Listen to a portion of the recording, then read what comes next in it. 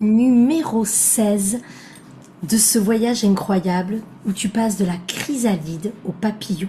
21 jours pour sortir de ta chrysalide. Tu es ce que tu crois être.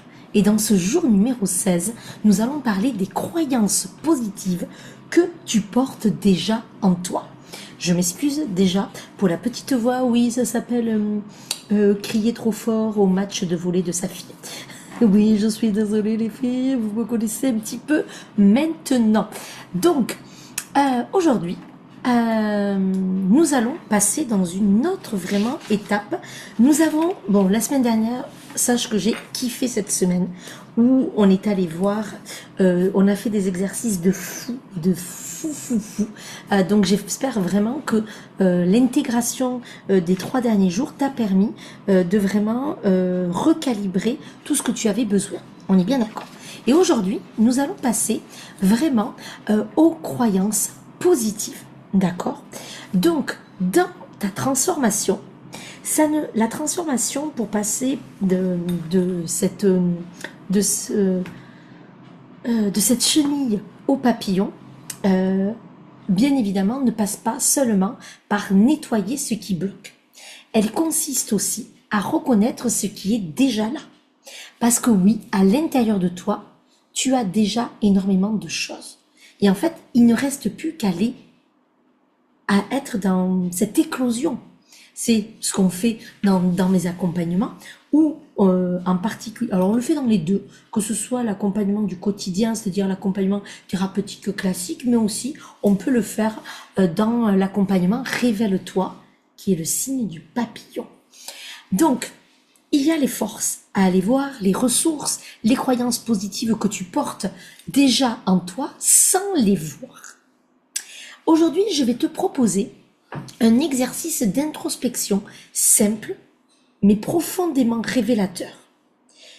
Et aussi, des fois, un petit peu difficile pour certaines personnes, et même, j'ai envie de dire, pas pour tout le monde, mais même quand on est là-dedans, moi-même, des fois, je me dis, j'arrive, il y a certains moments de la vie, c'est plutôt ça, où on n'arrive plus à voir qui on est à l'intérieur de nous, parce que tout le brouhaha limitant prend toute la place.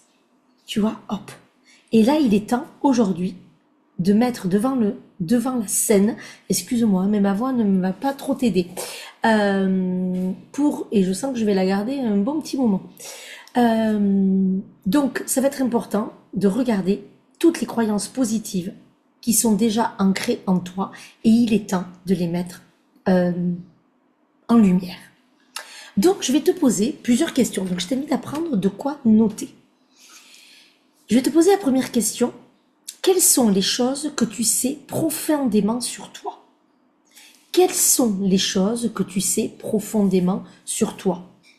Pas ce que tu espères sur toi, ce que tu sais. Ok? Donc, tu sais peut-être que tu es résiliente. Tu sais peut-être que tu es rigolote. Tu sais peut-être que tu es de bosseuse. Qu'est-ce que tu sais profondément sur toi? Deuxième question. Qu'est-ce que la vie t'a déjà montré sur ta force ou ta capacité à traverser les choses? Qu'est-ce que ta vie, ou qu'est-ce que la vie, mais c'est la tienne, t'a déjà montré sur ta force ou ta capacité à traverser les choses? Donc là, je vais te demander de regarder ton parcours et qu'est-ce que tu as déjà dépassé. Troisième question. Quand tu sens... Non, je vais pas le dire comme ça. Quand te sens-tu le plus toi-même? Ça, c'est la bonne question. Quand te sens-tu le plus toi-même? Dans quel moment de ta vie ressens-tu une forme de justesse intérieure, une forme de « je suis à ma place ». Donc c'est la même question. La question c'était « quand te sens-tu le plus toi-même » et dans quel moment de ta vie ressens-tu une forme de justesse intérieure? Quatrième question, qu'est-ce que les autres reconnaissent souvent chez toi?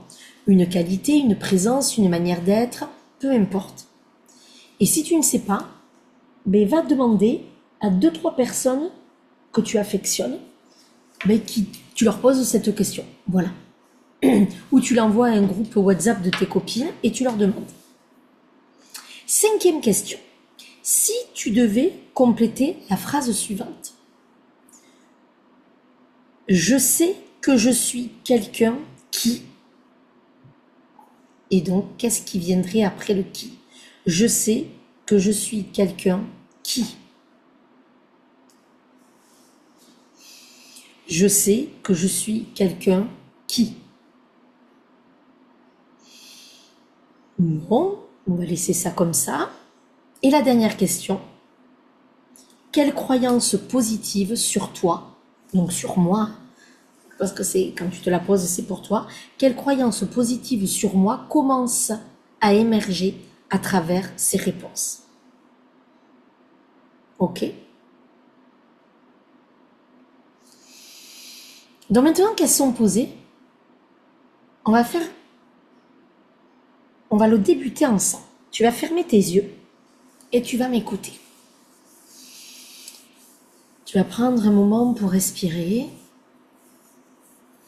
Tu vas fermer les yeux et tu vas prendre 2 ou 3 cycles de respiration. Tu inspires par le nez et tu expires par la bouche. Deuxième fois, tu inspires par le nez et tu expires par la bouche. Et dernier, tu inspires par le nez et tu expires par la bouche. Et là, ton corps, il peut se détendre, donc tu as peut-être envie de bâiller. Voilà, tu sens que tu es bien. Je vais te poser la première question. Et tu vas laisser venir à toi les sensations, les choses. Quelles sont les choses que tu sais profondément sur toi?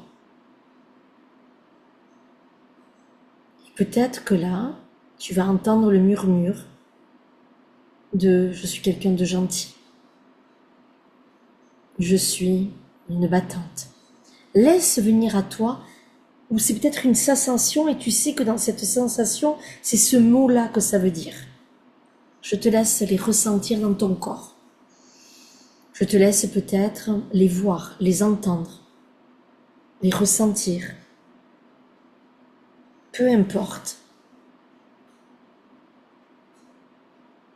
Et quand tu es prête, tu réouvres les yeux, seulement quand tu es prête, donc je vais te laisser du temps, et tu vas écrire déjà ces premières choses.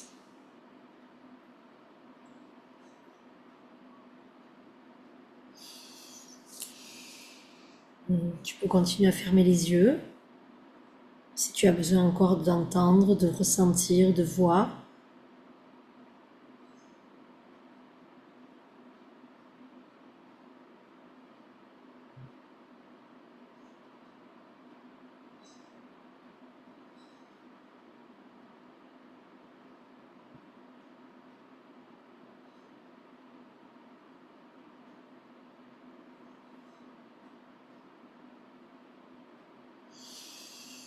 Et ensuite, tu réouvres tes yeux et là, tu vas écrire.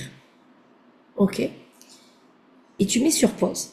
Une fois que j'ai fini ma phrase, là, tu vas mettre sur pause et tu vas écrire tout ce que tu as entendu, vu, ressenti. Et ensuite, tu vas continuer à peut-être te dire, eh bien, quelles sont les choses que tu sais profondément sur toi. Et là, tu continues. La première chose, c'était de le ressentir, de le voir, tout ça. Et après, tu continues les tirs. Et quand tu as fini, que tu sens que c'est OK, tu passes, tu enlèves la pause. Voilà. OK? Maintenant, on va faire la même chose pour la deuxième question. Donc, je vais t'inviter à fermer tes yeux.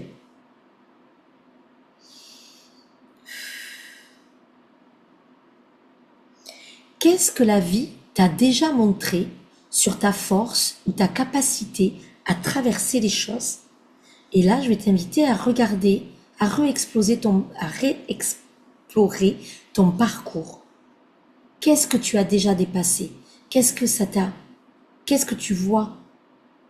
Que tu es peut-être résiliente, mais va plus loin que le mot résilience. C'est que dans telle situation, Comment tu es sorti de là? Qu'est-ce que tu as mis en place comme ressources?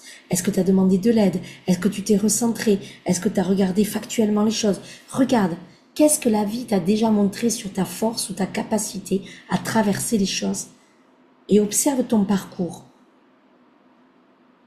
Peut-être qu'il y a une situation qui va revenir, peut-être plusieurs. Et détaille-la.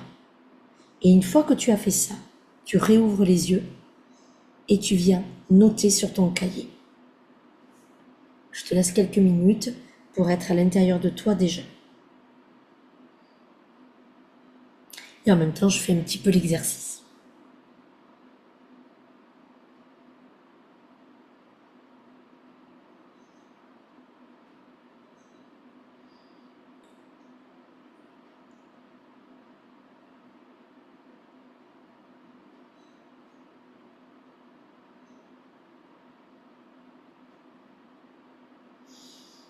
Et ensuite, tu viens noter. Donc, tu mets sur pause et tu travailles encore. Si tu vois qu'il y a d'autres choses qui viennent après de ce que tu as noté, tu continues. Je voudrais juste quand même faire un petit point très important. C'est que souvent, vous allez voir que quand on travaille sur ça, ce qui vient, c'est souvent des épisodes où il y a pu avoir des difficultés, vous avez pu être, comme on dit vulgairement, dans la merde, et comme par hasard, vous avez trouvé des choses pour vous remonter, vous avez avancé, vous avez demandé de l'aide, etc. Sauf que là aussi, ça peut créer donc c'est une croyance très positive, hein, que vous pouvez vous sortir, que vous avez des ressources, c'est très beau. Mais ça peut aussi mettre à l'intérieur de vous que vous ne pouvez vivre une vie belle que si vous traversez des grosses difficultés et que vous vous en sortez. Vous pouvez aussi demander un peu plus de simplicité. Ça, c'est dans ce qu'on peut appeler quand on souhaite créer sa vie, la manifester, peu importe, vous voyez, au-delà de la psycho pure et dure. Hein. Mais ça peut être intéressant aussi que vous vous mettez en tête que de toute façon, dans toutes les situations que vous avez eues, vous êtes toujours sorti de tout et que vous êtes forte là-dedans. Mais c'est peut-être aussi la vie, parce que vous avez cette croyance que vous vous en sortez toujours, que vous êtes forte, que vous créez ça, des difficultés peut-être financières ou autres. Donc ça peut être quelque chose à retravailler en disant que vous pouvez avoir simplement les choses et que vous n'êtes pas obligé, pour être quelqu'un de bien, d'être dans ce côté de force-là. Est-ce que tu vois la chose? Si tu as besoin que je réexplique, surtout n'hésite pas à m'envoyer un petit message où on en discute en séance individuelle ou on en discute lors de la séance découverte. Il faudra me réexpliquer le contexte, n'oublie pas quand même. D'accord? Donc ça, c'est quand même important parce que je pense que ça, il y a pas mal de gens, et moi je peux en faire partie, ou j'en faisais plutôt partie, on se dit, ben oui, mais je retombe toujours sur mes pattes. Tu sais, il y a plus, et donc, en fait, c'est super. Ça veut dire qu'il y a plein de forces qui est mobilisée, donc tu les trouves, que tu as demandé de l'aide, que tu te fais un plan factuel, tu vois, tu détailles tout ça. Sauf que ça amène le fait que tu arrives à te sortir des choses comme ça parce que tu es face au mur et que tu es obligé. Sauf que la vie, elle peut être quand même un peu plus simple aussi. Et tu peux attirer ça aussi. Donc, attention. Donc, tu mets sur pause et quand tu as fini tout ça, tu reviens pour la troisième question. Pour la troisième question, on va aller fermer ses yeux. Donc,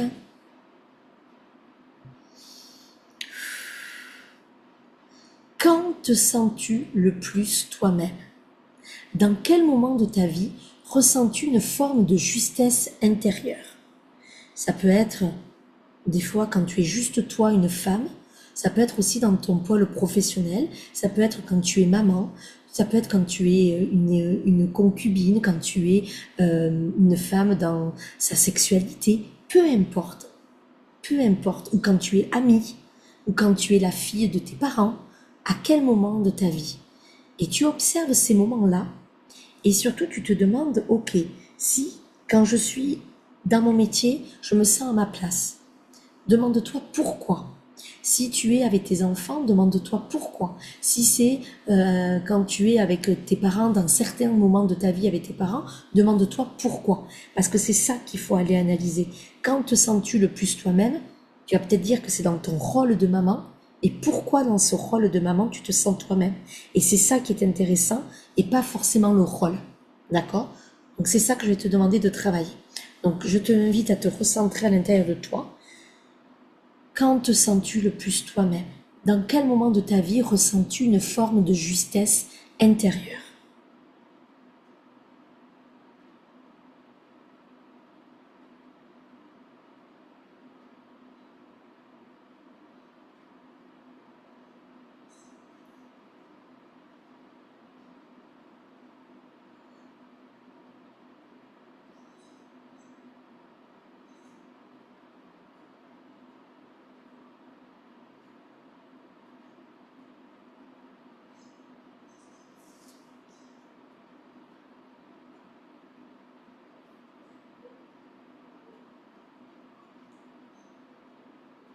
Ok, et quand tu sens que c'est le bon moment, tu reviens et tu vas écrire dessus. Ok? Tu mets sur pause et bien sûr tu finis ton travail d'écriture et ensuite tu reviens pour la prochaine question. La prochaine question, donc je vais t'inviter à refermer tes yeux puisque ça y est, tu as fait la troisième question. Donc pour la quatrième question, c'est tu fermes tes yeux et qu'est-ce que les autres reconnaissent souvent chez toi? Une qualité, une présence, une manière d'être, une manière de faire. Déjà, avant peut-être de leur demander, rappelle-toi des fois des paroles de gens, de tes enfants, de ta famille, de tes collègues, peu importe, d'inconnus même. Rappelle-toi, peut-être que tu n'as même pas besoin d'aller leur demander, mais voilà. Et je vais même aller plus loin. C'est écoute peut-être le murmure de ton intériorité pour te dire lui aussi ce qu'il pense de toi. Et ça, je pense que ça peut être très beau. Et peut-être que tu n'auras besoin que de ça.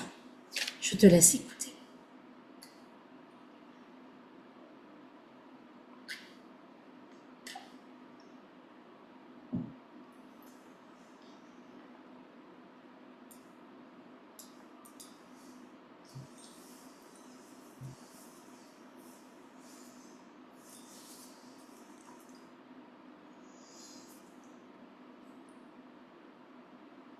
Et comme d'habitude, tu vas revenir ici.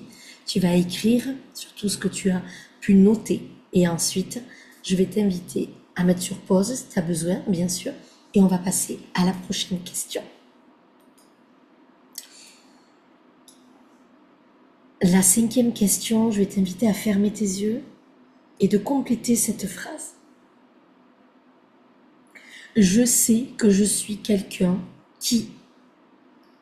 Je sais que je suis quelqu'un qui. Je sais que je suis quelqu'un qui.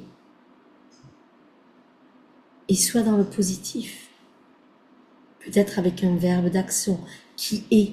Je sais que je suis quelqu'un qui est ambitieuse. Je sais que je suis quelqu'un qui aime. Nanana. Vas-y, laisse-toi venir.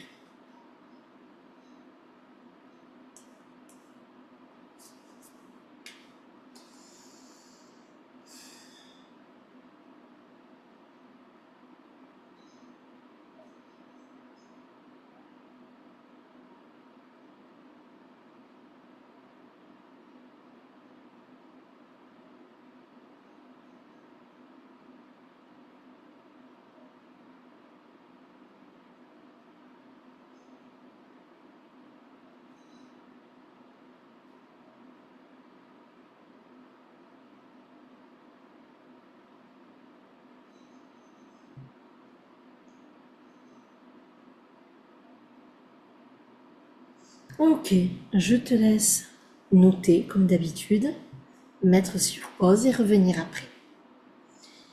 Et enfin, tu peux fermer les yeux et je vais te poser cette dernière question. Quelle croyance positive commence à émerger à travers tes réponses? Quelle croyance positive sur toi commence à émerger à travers ces réponses? Qu'est-ce que tu crois sur toi? Qu'est-ce que tu es en positif?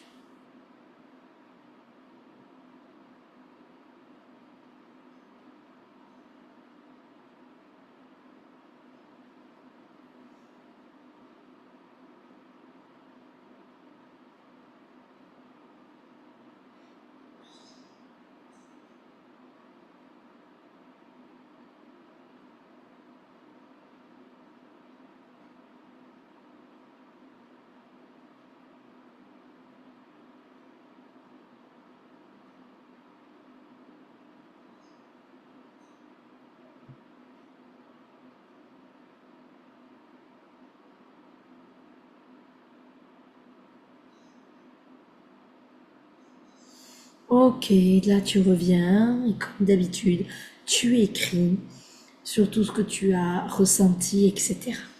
Ok? Voilà pour ce 16e jour. Voilà ce que j'avais envie de te proposer.